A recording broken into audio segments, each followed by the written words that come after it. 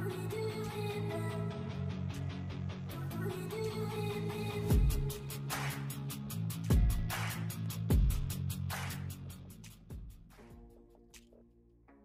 everyone, Assalamualaikum, Namaste, Sat Shri Akal. Welcome back to your on YouTube channel. This is me Saima Pirzada and you're watching Saima Pirzada Reaction channel. तो कैसे हैं आप लोग? आज हम लोग देखने वाले हैं बहुत ही ज़्यादा ज़बरदस्त और इंटरेस्टिंग सा वीडियो, और ये वीडियो होने वाला है आज का। इजराइल ने भाई हेल्प मांग ली है भारत से क्यों हेल्प मांगी है वो आज जानेंगे हम इस वीडियो में। तो so let's start the video. देखते हैं इस वीडियो को। वीडियो अच्छा लगे लाइक कीजिएगा, शेयर कीजिएगा एंड सब्सक्राइब नहीं किया तो सब्सक्राइब भी कर लीजिएगा। ओरिजिनल वीडियो का लिंक आपको नीचे मिल जाएगा डिस्क्रिप्शन में, सो ओरिजिनल वीडियो आप वहां से देख सकते हैं। तो देखते हैं भाई इजराइल क्यों हेल्प मांग रहा है इंडिया से और क्या रीजन है। So let's start the video. Original video का लिंक आपको डिस्क्रिप्शन में मिल जाएगा। So let's start. भारत के दो दोस्त ईरान और इजराइल की आपस की दुश्मनी एक बार फिर भारत के लिए सरदर्द बनते जा रही है, क्योंकि आपस में तो ये दोनों कट्टर दुश्मन हैं, लेकिन अब ये लड़ते लड़ते भारत तक भी पहुंच गए हैं। दोनों देश स्ट्रेटेजिक तौर पर भारत के लिए बहुत ही इम्पोर्टेंट हैं। ऐसे में भारतीय सरकार को भी फूंक फूंक कर कदम रखने पड़ते हैं। आप में से कई सारे लोगों को याद होगा कि पिछले साल जनवरी महीने में भारत की राजधानी न्यू दिल्ली में जो इजराइल की एम्बेसी है उसके बाहर एक माइनर सा बम ब्लास्ट हुआ था। हालांकि उस बम ब्लास्ट में किसी की जान नहीं गई थी और जो आसपास की गाड़ियां थी बस उनकी विंड स्क्रीन टूट गई थी। बम ब्लास्ट के बाद भारत ने इजरायली एम्बेसी और भारत में मौजूद सभी इजरायली डिप्लोमेट्स की सिक्योरिटी कई गुना ज्यादा बढ़ा दी थी।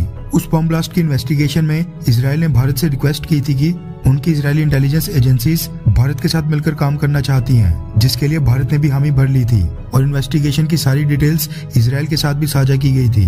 वैसे उस इन्वेस्टिगेशन में आज तक किसी के भी खिलाफ चार्जशीट तो दायर नहीं हुई है, लेकिन इस बम ब्लास्ट के पीछे सीधा ईरान का नाम निकल कर आया था, क्योंकि इजरायली एम्बेसी के सामने बम जहां के ऊपर प्लांट किया गया था उसके कुछ ही मीटर्स की दूरी पर एक लेटर भी मिला था जिसमें लिखा गया था कि ये बम ब्लास्ट बस ट्रेलर है और ईरान की कुछ फोर्स के कमांडर मेजर जनरल सोलेमानी और ईरान के टॉप न्यूक्लियर साइंटिस्ट फाखरी ज़ादे की मौत का बदला लिया जाएगा। ईरान के ऊपर उंगली इसलिए भी उठी थी क्योंकि ईरान ने उसके कुछ ही महीनों पहले आरोप लगाया था कि मेजर जनरल सोलेमानी और ईरान के न्यूक्लियर साइंटिस्ट की मौत के पीछे इजराइल और इजराइल की खुफिया एजेंसीज का ही हाथ है। हालांकि ईरान के अधिकारियों ने भारत की धरती के ऊपर हुए इस तरह के बम ब्लास्ट में किसी भी तरह की इन्वॉल्वमेंट से साफ इनकार कर दिया था। भारत ने भी इस बम ब्लास्ट को लास्ट ईयर बहुत ही सीरियसली लिया था, क्योंकि ये न सिर्फ इजराइल की एम्बेसी के ऊपर हमला था जिसकी सिक्योरिटी भारत के हाथों में है, बल्कि भारत की धरती के ऊपर भी हमला था जिसमें कई भारतीय नागरिकों की जान भी जा सकती थी। और ब्लास्ट के समय भारतीय सेना के तीनों chief, Indian army, Indian air force और इंडियन नेवी चीफ कुछ ही किलोमीटर दूर रक्षा मंत्री राजनाथ सिंह जी के साथ बीटिंग रिट्रीट सेरेमनी को अटेंड कर रहे थे।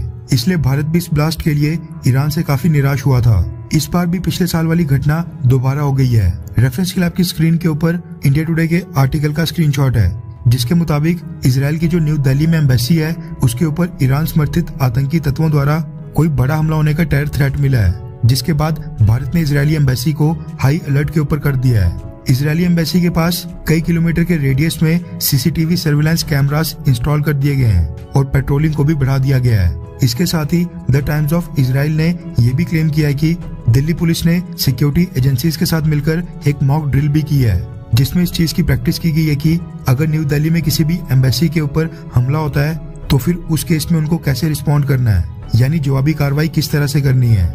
रिपोर्ट्स के मुताबिक इजरायली एम्बेसी को चारों तरफ से कॉर्डन ऑफ करके भारत द्वारा एक्स्ट्रा सिक्योरिटी लेयर प्रदान कर दी गई है, क्योंकि भारत इस बार लास्ट ईयर जैसी गलती नहीं दोहराना चाहता है। दरअसल पिछले साल 29 जनवरी 2021 को इजरायली एम्बेसी के बाहर ब्लास्ट हुआ था, जबकि भारत को इसका अलर्ट 6 दिन पहले 23 जनवरी को ही मिल गया था। लेकिन भारतीय एजेंसीज द्वारा लास्ट ईयर उस थ्रेट को सीरियसली नहीं लिया गया था, मगर उसके बाद क्या हुआ वो हम सब ने देखा।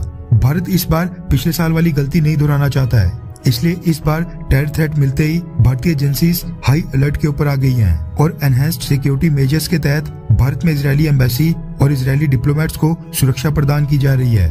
देखा जाए तो भारत पिछले साल भी बहुत ही टाइट स्पॉट के ऊपर आ गया था, क्योंकि इजराइल के साथ तो हमारे बहुत ही अच्छे संबंध हैं, लेकिन ईरान भी अपनी जियोग्राफिकल लोकेशन के कारण भारत के लिए बहुत ही ज्यादा इम्पोर्टेंट है। और जिस हिसाब से आजकल सिचुएशन चल रही है, रशिया यूक्रेन युद्ध चल रहा है, उसके चलते रशिया तक माल पहुंचाने में ईरान की सबसे अहम भूमिका है। क्योंकि वेस्टर्न शिपिंग रूट्स बंद होने के बाद अब भारत ईरान के लैंड रूट्स के रास्ते से ही रशिया तक सामान एक्सपोर्ट या वहां से इंपोर्ट कर रहा है। आपकी जानकारी के लिए बता दूं कि साल 2012 में भी न्यू दिल्ली में इजरायली डिफेंस अटैचे की वाइफ के ऊपर हमला हुआ था, जिसमें वो इंजर्ड हो गई थी।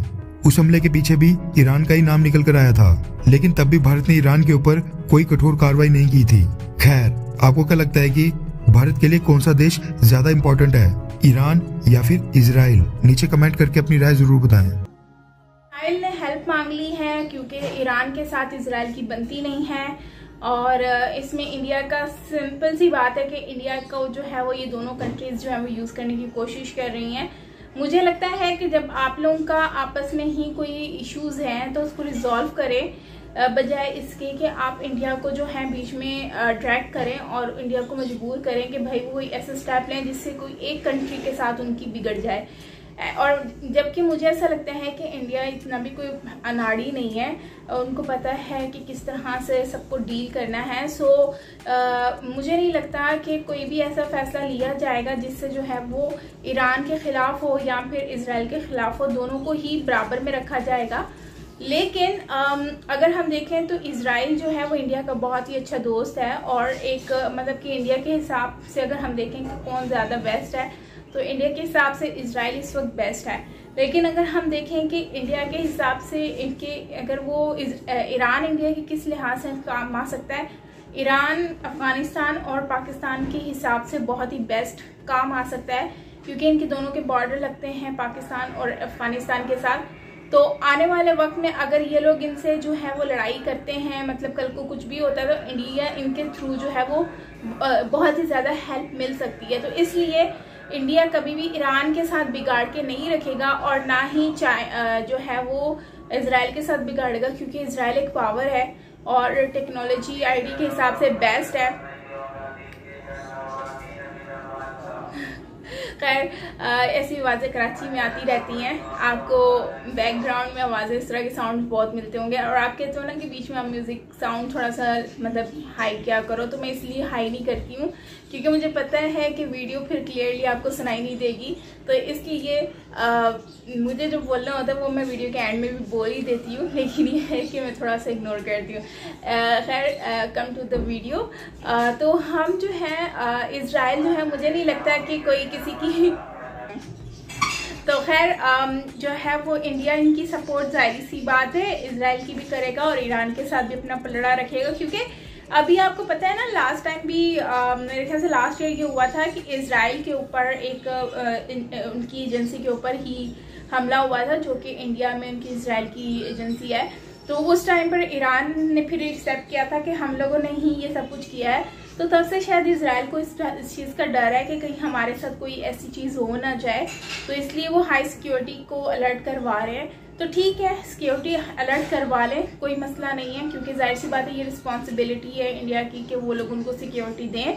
लेकिन उसके साथ साथ जाहिर सी बात है कोई यहाँ तक तो इंडिया कर ही सकता है, लेकिन अगर हम वैसे बात करें ओवरऑल तो मुझे नहीं लगता कि इंडिया उनकी कोई सपोर्ट कर पाएगा ओपनली। जिस तरह से रशिया की मदद की गई है वैसे ही इजराइल की भी हेल्प कर देगा, लेकिन एक न्यूट्रल वे में।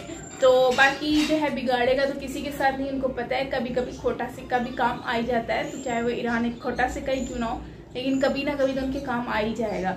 दोस्तों, आपका क्या कहना है कमेंट सेक्शन में ज़रूर बताइएगा, मुझे अच्छा लगेगा। बाकी ओवरऑल अच्छा वीडियो था, इन्फॉर्मेटिव था। मिलते हैं नेक्स्ट वीडियो के साथ, to then take care, bye bye.